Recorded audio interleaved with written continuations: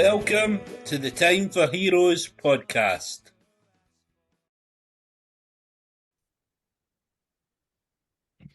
On the podcast today, I've got Crispian Mills and Jay Darlington, two of the members of Kula Shaker, who release their new album Wormslayer, comes out on the 30th of January. And we're going to speak about that, but we're going to get back a bit and maybe a wee bit through your career, and then obviously at the end we'll pick your heroes.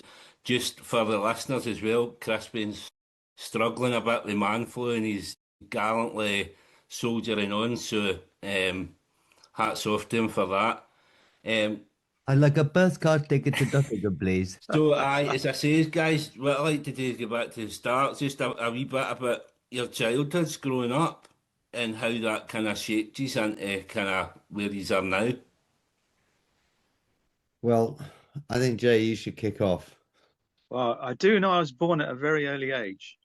Other than that, it's all a bit cloudy. Well, I was nothing special really. I was born in Kent, a place called Sidcup. Don't remember much about it. Well, I suppose what do you want to know about musically stuff that sort of influenced the biggest, one of the biggest surprises. I didn't know this for years, for a long, long time, is that you were all, and Jay, you and Spud and Bill were all trained as boxers. It's come in handy over the years. Yeah, well, it's added to your style as a Hammond player. Yeah, it sounds like I've got boxing gloves on for sure. Yeah. So I guess probably in the sense of, was it like a musical? Were you growing up in musical households? Obviously, like we kind of know a bit about your background, Crispian, with your mum and all that, and how life was like for you as a youngster. But I probably more yourself, Jay, because we probably don't hear much about the rest of the band. I didn't really grow up in a musical household as such. I did have a grandma that played. Allegedly, she played the cinema organ back in the 1930s or whenever it was. And I remember sort of playing the piano as an infant, and actually I used to play under. She had a grand piano in her front room, small house, but a big piano.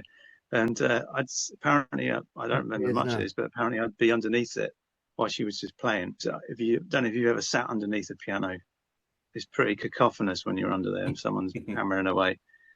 And I got up from listening to this once and managed to split my head open and ended up being taken to A&E. So somewhere in my head, there is a fragment of a vintage Steinway piano working its way into my grey matter. Yeah, no, that's my first introduction to the music, I guess. But I was kind of put off the whole thing after that. But yeah, I do remember it tinkling away.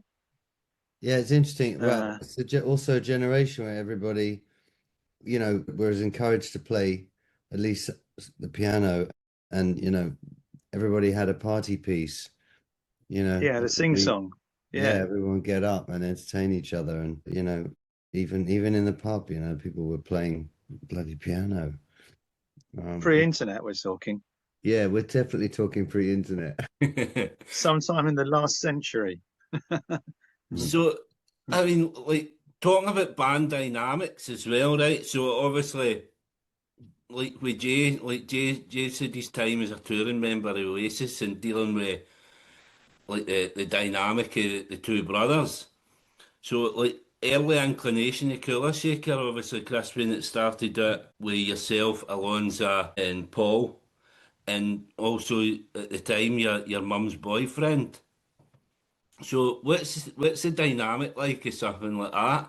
The only thing that I can think close to that is the band The Mystery Jets. I think there was a father and son in that. So what's that kind of dynamic like in that setup?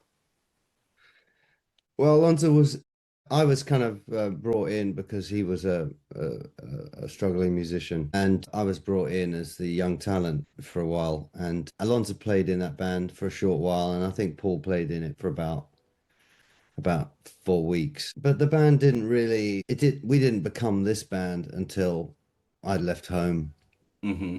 I left home when I was 19, and we lived together in a flat in North London, and we became brothers basically. I mean, that, you know, that, and that's kind of how the band has survived. It's turned into a family, but it's the family that you choose rather than the family that you have to deal with or the family that you're given. Some people have great relationships with their family, but often, you know, it's something you have to kind of navigate. So, you know, my family background was really complicated.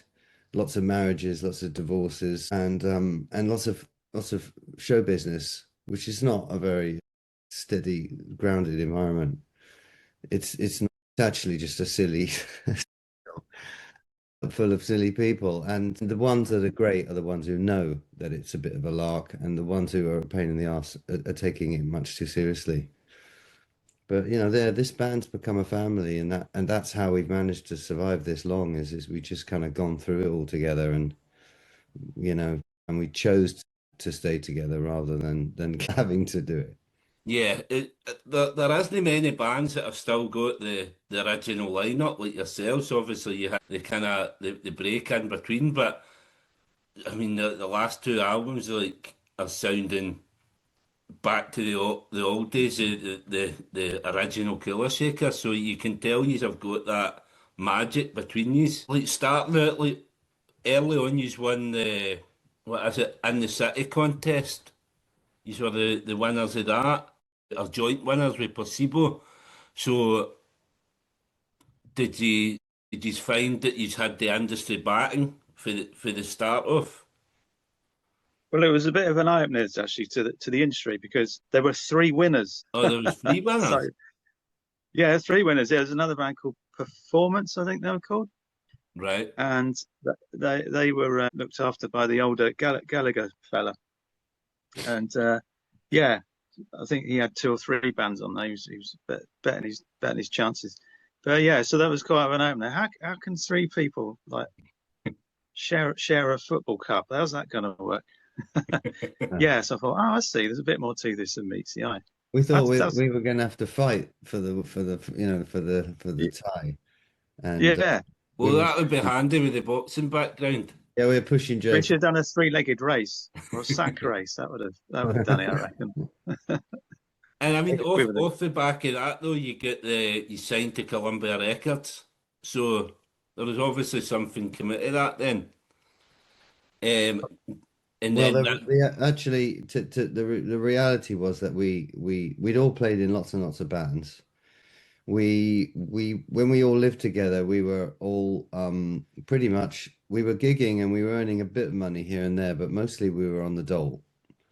So we you know Jay had just slightly older than us. He had kind of become responsible and had a job, and we did manage to get a record deal before Columbia, and it only lasted about 9 months. And I think part of the reason we got dropped is our manager at the time was quite young and quite she was quite a star child.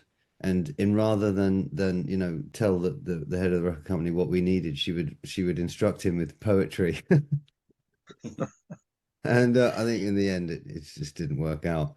But we managed to, you know, have our rent paid for about 6 months, and we got a bit of new equipment, so it wasn't all bad.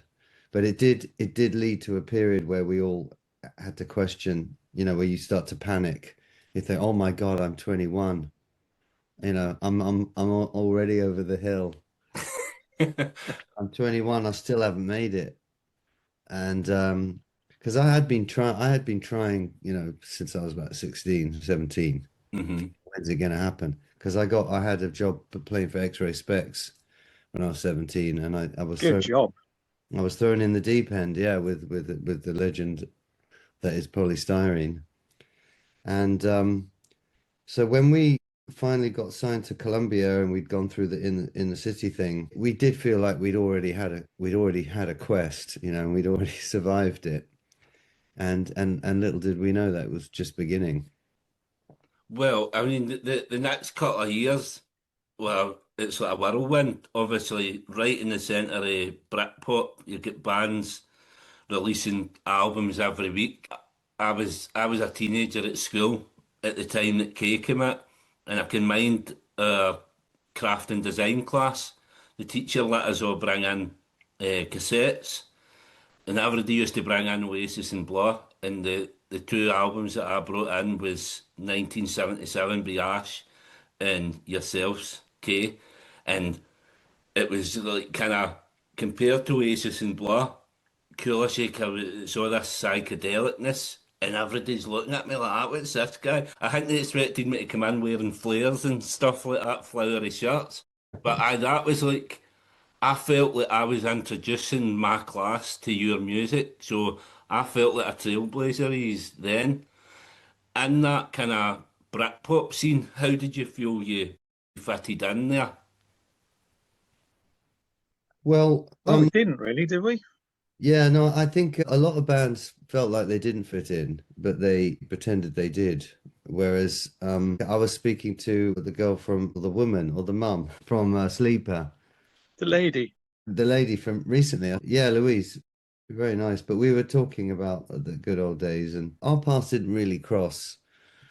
But we nearly got a record deal with their label, and we were talking about that, and she was saying that a lot of the bands didn't feel like they fitted in. A lot of them felt like they were outsiders, but because the press at that time was really antagonistic. It was all trying to play everybody off against each other to make a big story. I think the fact that we were separate was a bit more visible, a bit more obvious. That with the psychedelic and with our obvious influence from George Harrison and India and the mystical thing that we really wore proudly. But we did we did like the whole approach to storming the business and doing something different.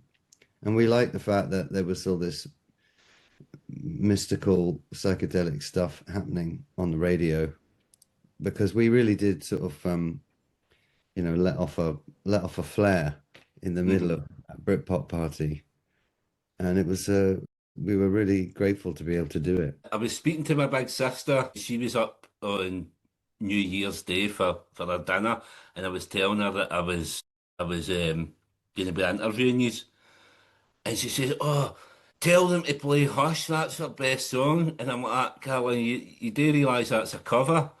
So, um, Cover did, of a cover. so did covering that, was that like an albatross in your back as such, because everybody loved it. I think it was one of your best charting singles, but obviously it wasn't your own.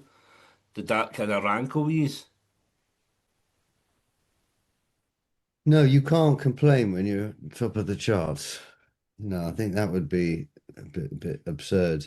It was just unexpected, really. It was we loved playing that song, and we used to play it if a gig needed sprucing up, if we thought the audience was a bit sleepy. And I think we did it as a kind of a one-off, really, and we weren't expecting it to be. Hmm. It was huge all over the world. It was a massive surprise. I think that was the main thing we felt. It was like, That oh, teaches you to have fun. yeah. Um, so yeah, so there's all that going on. Obviously, you played Nebworth as well. I mean, as much as you maybe did feel like outsiders, you were welcomed into that, probably the biggest gigs at that time. Another of the bands that played, I think they played the same day as yourself, as Cast, who I'm hoping to speak to later on. I spoke to John a couple of years ago when the last album came out. So looking back, obviously, these two bands were out at the same time then. You've both released your last album, February 2024, and you are both releasing your album on the same day this year. So what's the script there? Is there a wee rivalry between yourself and Cast? We're stalking them. Yeah, we just asked them what day they're going to put their albums out, and then we go, "Oh yeah, we're doing that as well." No, it's yeah, but that's just picked up on the psychic side. You get into their minds and find out when they're doing it. No, I don't know why that is. That's quite interesting, isn't it? John Powers is just really, he's very psychic, clearly. He's just beaming in. He's making mischief. Reading the tea leaves as we speak. Yeah, so I mean that's like the sort of chat battle. Like nowadays, like back then there was all this big hyperbole about chat battles. Nowadays, two bands like this releasing an album on the same day, it's not so much a battle because the fans are going to buy both albums anyway. I'm going to They buy. better. I think there's about 4 or 5 albums coming out the day your album comes out that I'm going to be into. So nowadays, compared to back then, do you feel less pressure to kind of to release an album? Is it more about kind of the enjoyment and what you are going to get out of it than a chart position? The charts are just a kind of a mystery to me and to I don't know what they mean anymore. And even, my kids or younger music lovers, it's not really about that. So, I think it means something within the industry. But yeah, there is a rivalry. I mean, you can feel a rivalry, but it can be a healthy rivalry. You want to hear good music. You want to be in amongst good people, and and if you go on stage with somebody, certainly you want to give them a kind of follow this, and hopefully it raises everyone's game. I mean, you look at the classic band lineups of like Monterey Pop or something. Everyone's trying to blow everyone else off the stage, and as much as everybody there was camaraderie and appreciation, you can see how competitive it was, but it was healthy. Bloody show-offs. Yeah, a bunch of So, K came out 96, and then the follow-up album 99, which had Sound of Drums on it, Shower Your Love as well. Two absolute classics. I think I had both of them in CD single when I was at college. I used to walk about with one of the Walkman CD things that are fucking massive when you think about it now. wheelbarrow. Yeah, Our yeah, battery to to power carry it a bit. So, but then after that, kind of the music started to decline. Kind of obviously the music industry at that point, like 99 into the 2000s, it was the kind of acoustic led guitar bands. So you had like Travis and Coldplay, and then the American bands, Linkin Park and all that. That kind of music changed, the environment changed until the Strokes came and kick-started guitar music, so to speak. So what was kind of the thoughts of the band in that kind of that period, like that middle period before the last album? Obviously, you done your stuff with the Jivas and stuff like that, Crispian. You were away with Oasis. So, what was the kind of thoughts? Did you think the band would get back together in the original lineup form? I remember, spending quite a few years feeling very lost and confused. I mean, to be honest, music is something that's happening as a way to sort of it when it becomes a job at one point, and that can be fine if you're one of those kind of technical musicians. You're a jobbing musician, you're a craftsperson, and you're doing music to order, and a lot of those musicians that do that are brilliant. But if you're one of these sort of intuitive songwriting people or in a band, music is an expression of where you are, and music just had become associated with stress and pressure. And so I was trying to find a way to keep playing music where I didn't have to deal with all of that, and the only way was to go indie, just to start again. So I'd tried out a little 3-piece, and I'd done some recordings that hadn't really kind of gone anywhere. But when Kula Shaker started making music again after that kind of very long lost weekend, we just started from scratch. It was like, just any of the fans who were left who remembered us we were playing for them, and we were making records for us, and it was actually really not easy at all, and but it needed to be done because we'd gone so far into the abyss of Hmm. music business, which is like a food waste. It just churns you up like a sort of food waste grinder. And then the music business itself had collapsed as well. It was like the Twin Towers coming down. So even if we'd wanted to go and get a record deal, it wouldn't have happened because the music business was in free fall and everyone was running around on fire, screaming, "What's going on?" So where we are now with Wormslayer and Natural Magic and Jay coming back and this whole journey, it's very long, and we've had families and we've had huge breaks in our career as well, just to have kids and have another life and to do other jobs. Well, this is the thing. I'm pretty sure it was maybe Mark Morris for the Blue Tones that I spoke to, and he said that he wasn't sure that the fan base would still be there. And I said, no, I said, but we're all at that age where it's probably wise to have a break and let everybody go away, like the band and the fans to go away and bring up their families, and then we come back 15, 20 years later and we're ready to kind of take it on from where it left off. So, I mean, like, the stuff that he's have brought out, the last few albums have been. I mind seeing yous on YouTube on the Chris Evans show. What was it? I think he's done like a cover of Happy Mondays or something. Yeah. It was just so refreshing, but it's that way where you're like, I forgot about them. I forgot about this band. And the magic was still there.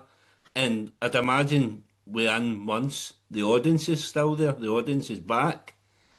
So I mean that must feel kind of, you must feel a sense of kind of worth when you go on tour and you see the packed I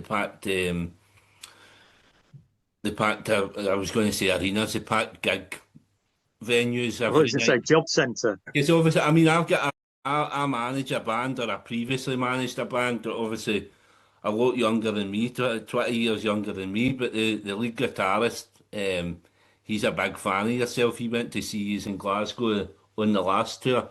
He's raging Oh, because I nice. wouldn't let him come on the day and speak to you. But I mean, like, you're an absolute hero to him. So that's somebody that's been passed down for his dad to him.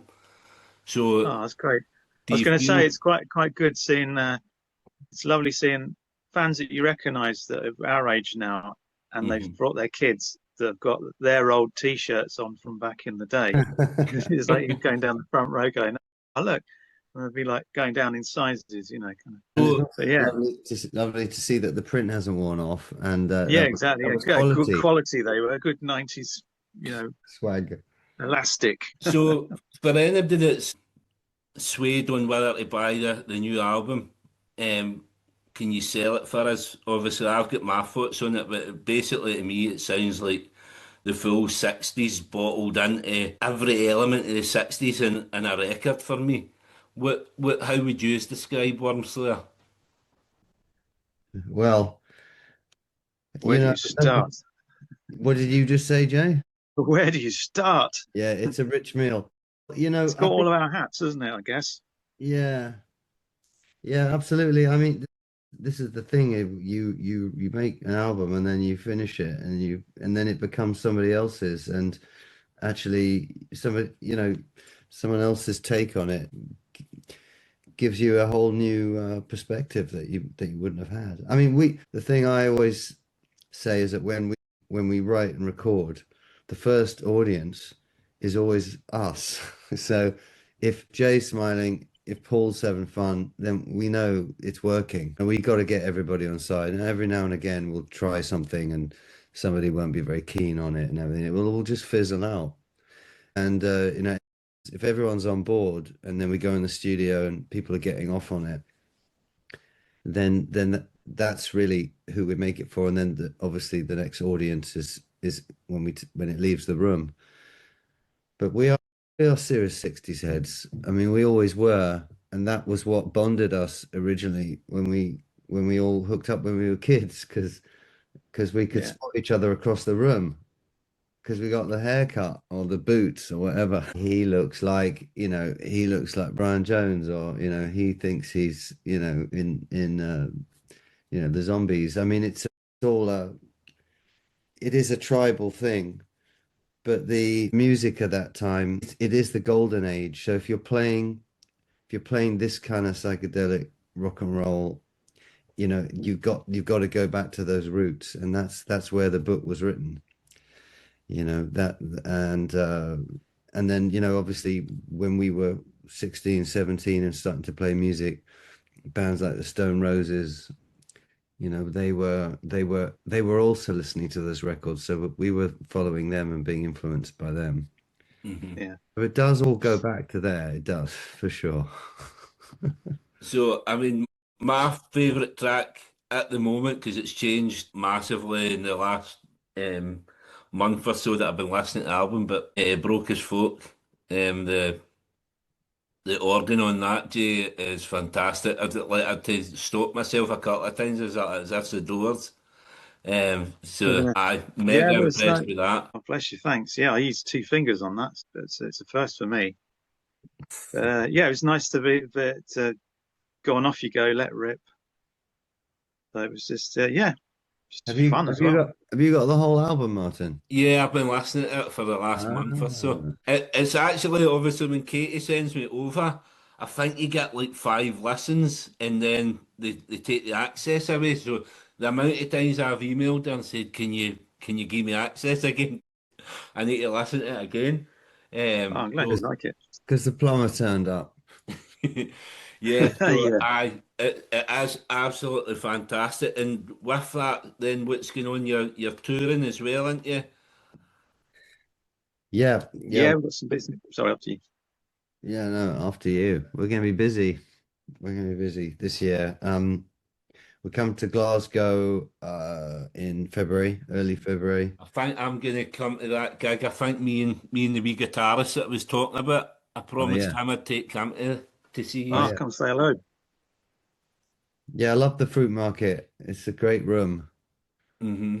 It's nice to be in town, and we're bringing our friend from San Francisco, the Mad Alchemist, who's like he's kind of brought the whole oil projection thing into the 21st century with these super crazy lenses and projectors, so he can sort of make a whole room feel like a sort of a psychedelic womb, so you can become reborn at the end of the show, which is a bit less messy than the first birth, but it's going to be a lot of fun in that place. Yeah, we're going to do a few, and then I know we're going to be coming back a little bit in the summer, and there'll be gigs towards the end of the year as well, because it's our 30th anniversary. And then what's the plans after that? Any plans for to go back in the studio for a new record, or is that well off in the future?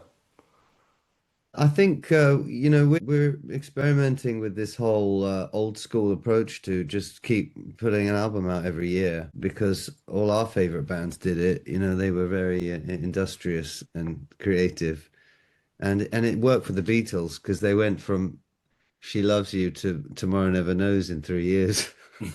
It's pretty good going. But Really that's what I good. feel about this album. You can do that with an album. As I say, you can span the full 60s in one album. So you're further ahead than McCartney and Co. You're meant to speak to them and show them how to do it. That's I'm it, sure you'd right. love that. So kind of on that note, then obviously I don't want to keep you too long, especially yourself, Chris. I can see you kind of struggling throughout. Um, so Sponsored by Lemsip. So the last part of the podcast, obviously, it's God Time for Heroes, as it says here. I asked my guests to pick 4 heroes to come for dinner. Why they're your heroes? What would you cook for them? Dead or alive, musicians, sports people, film stars, whatever you want. So I just fire away. Jay's definitely going first. I can see he's itching. Churchill, Vincent Price, Fanny Craddock, and Brian Auger. Right, and And why? that's all I could think of. And I'd probably cook vegetarian or vegan whelks. I think it's probably what we'd have for for dinner, Right. and maybe a nice Chianti. I'll nick that from somewhere else. That's a tough one, isn't it? Really. I think Boris Karloff might be a good one. I know my mum, it's a similar type of question. But my mum said she went to see a medium on Brighton Pier in the 60s. And she was on her own. She was killing some time before she went to see somebody. And there was a woman who would actually speak as the person that you summoned. So I like to see my aunt, I like to talk to my Aunt Mabel or whoever. And she'd say, "Yes, my dear, I'm here. Talk to me," you know. My mum went in, she said, "I'd like to speak to Winston Churchill." This medium had to do Winston Churchill. That's brilliant. She said it was wonderful. Would you like him drunk or not drunk, sir? It was well worth the money. I love shit like that. That's brilliant. After a long boozy lunch. Excuse me. I would do some heroes that I've definitely not met, that would have liked to have met, which are gone now. I never met George Harrison. Would love to have met George. But you know, I did exchange some letters with him, and we had a bit of exchange, correspondence. But Which letters did you exchange? B and K. We did exchange the letter K, of course. Have you still got those letters? You know what? I treasured them, and the missus threw them out. She didn't. She thought it was. She got it mixed up with some bills, which is what she always does with the bills. It's the parchment. Yeah. And then I would love to have met Richie Blackmore. That was my first guitar hero, was Richie Blackmore. He was the guy I was, got me obsessed with the guitar. And he's really into the whole medieval thing. And he's really into elves, and He's got to be all right. he's good. And he wears, long, knee-high suede boots and plays gypsy music now. Knickerbockers. It'd be such fun. We could have like a goulash or something, a vegetarian goulash, I think. Oh, good choice. What wine would you have with that? I don't know, something ancient. I know the filmmaker Andrew Birkin. Jane Birkin's brother is a filmmaker, Andrew Birkin, and a writer. And he's a great guy, and he's very eccentric. And he was one of my mum's first boyfriend. And I went to visit him once when I was a kid. I was about 16, and I just popped by his house to say hello. And he was in his office writing, and he was sitting with a bottle that he'd got in an auction of a bottle of port. No, sorry, a bottle of brandy that had been retrieved from a wreck from the 17th century. He'd bought it in an auction, and he was sitting there trying to enjoy this pirate's brandy. And it tasted like absolute shit. But, I mean, it was worth it, just to savor the history. So I would maybe put that on the menu. I'll bring Andrew along, Andrew Birkin, Richie Blackmore. That's a good dinner, I reckon. Who was it? George. Bit of a sausage George, party. I need a girl. You can borrow Fanny Craddock if you like. I'll borrow your Fanny. Yeah. Thanks. Thank you for that. That's brilliant. As I say, all the best with the album coming out. It's gonna absolute smash it. As I say, I've been listening. I've been telling everybody about it. It must be really annoying. See, being able to. I've been listening to this album, and people say, "Oh, what does it sound like?" And I'm like, "I can't let you hear it, because if I let you hear it, then I'll never get any more albums You should again." beatbox. You should beatbox it for them. Well, I could give it a go, I suppose. I mean, that's it. Yeah. I think Do it that's in the medium of interpretive dance. That always helps. I think I'm past that these days. My knees wouldn't be able to handle Nonsense. it. But so all the best with the album coming out. All the best with the tour. Looking forward to seeing you in Glasgow. If I get the chance, we'll come up and say hi, man. Care would love to man. speak to you, man. Yeah, we'll get you thrown out. Don't worry. I've never been thrown at the old fruit market, but I think I hold the record for getting thrown at the Barrowlands. I think I've been chucked out of there over 10 times. Oh, that's good. Well done. But I'll be my best behaviour for seeing you guys. But absolute pleasure coming on the day, Crispian. I hope the flu gets better. I hope you're fighting fit for our album release day. It'll be good. Weak in the iron lung, he'll be fine. But absolute pleasure speaking to you guys. Thanks, Cheers, thanks, nice one. Cheers, thanks. See you, Jay. All the best. Bye. See you later.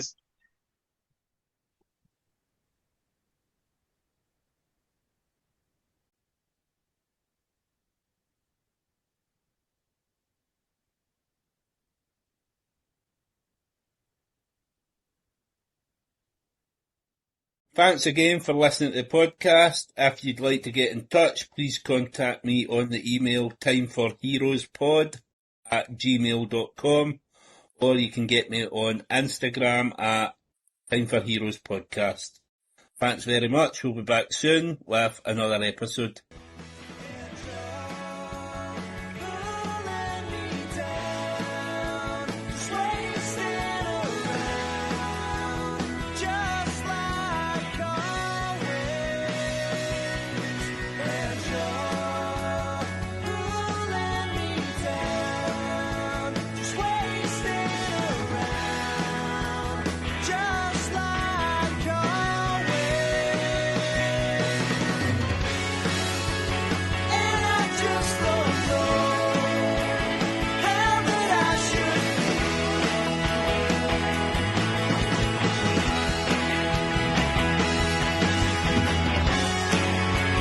Cheers.